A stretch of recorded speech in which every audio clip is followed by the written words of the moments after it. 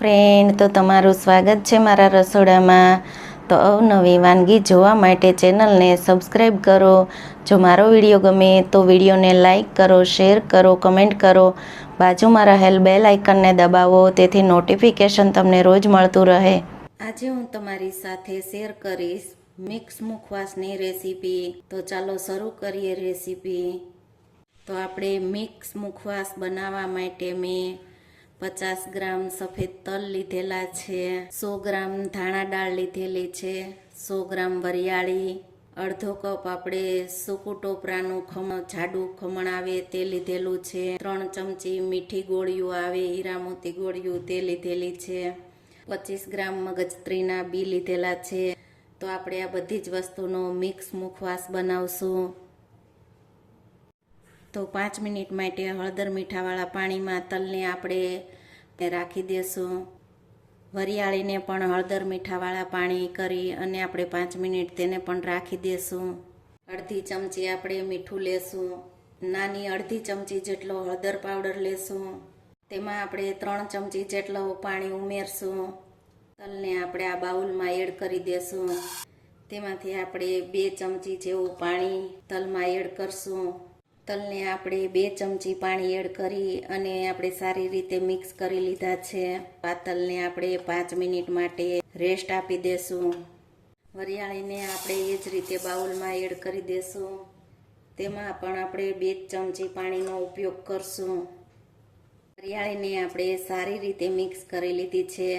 તો તેને પણ આપણે 5 મિનિટ માટે રેસ્ટ આપી દેશું. પહેલાં આપણે ધાણા દાળને આપણે શેકી લેશું. ગેસની ધીમી આંચ ઉપર આપણે ધાણા દાળને 1 થી 2 મિનિટ માટે આપણે તેને શેકી લેશું. તલ કે ધાણા દાળ, વરિયાળી કોઈ પણ વસ્તુ શેકવા માટે આપણે જાડા તળિયાવાળા વાસણનો ઉપયોગ કરવાનો. જો પતલા તળિયાનું વાસણ લેશો તો તલ બળી જશે, ધાણા દાળ અને વરિયાળી તે પણ બળી જશે.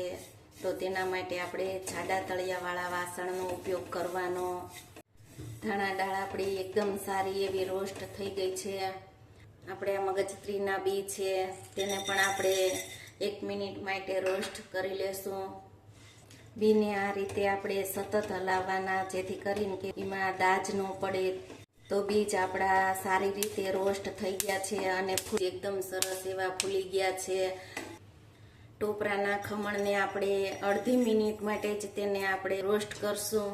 તો ટોપરાનું ખમણ છે તે અડધી મિનિટમાં એકદમ ક્રિસ્પી એવું થઈ જશે. વધારે નથી શેકવાનું. તો તમે જુઓ છો કે ખમણ આપણું એકદમ સારું એવું ક્રિસ્પી થઈ ગયું છે. તો તેને આપણે લઈ લેશું. તલને આપણે એડ કરી દેશું ને તલને શેકી લેશું.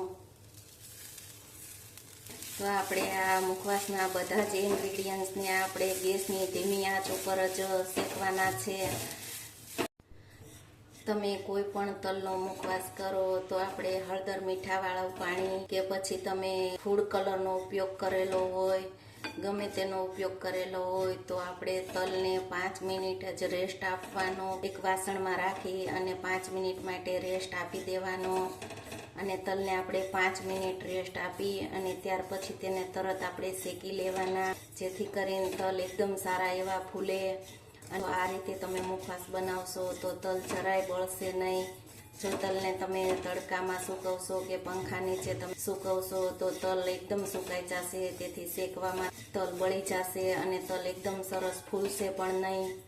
તમે જોવો છો કે તલ આપણા એકદમ સારા એવા શેકાઈ ગયા છે અને તલ એકદમ સરસ એવા ફૂલી ગયા છે. ગેસ બંધ કરી દેશું.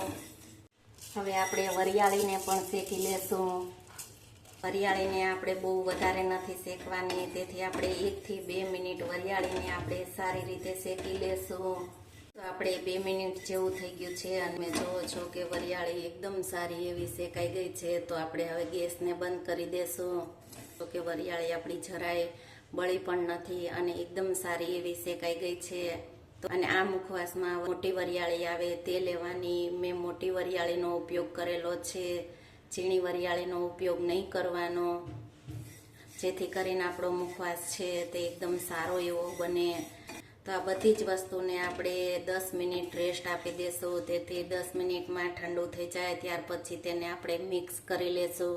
10 મિનિટ થઈ ગઈ છે.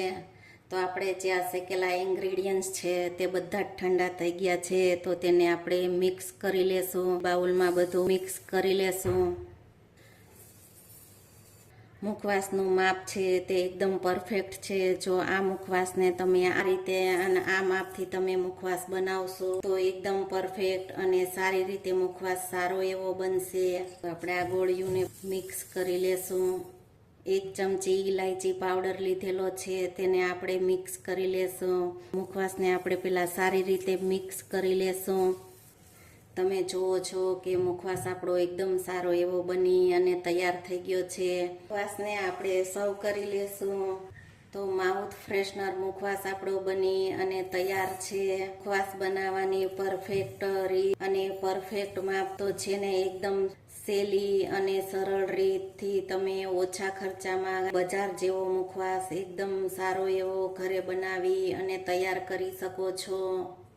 મુખવાસ ભરવા માટે તમે આ રીતની કોઈ એરટાઇટ કાચની બોટલમાં ભરી અને મહિનાઓ સુધી તમે તેને સ્ટોર કરી શકો છો. આ રીતે કાચની બોટલમાં ભરી અને તેને સ્ટોર કરશું. જો તમને આ મુખવાસની રેસીપી ગમે તો વિડીયોને લાઈક કરો, શેર કરો, કમેન્ટ કરો અને બાજુમાં રહેલ બેલ આઇકન દબાવો, તેથી નોટિફિકેશન તમને રોજ મળતું રહે. તો આ રીતે મુખવાસ એકવાર ચોક્કસથી બનાવજો.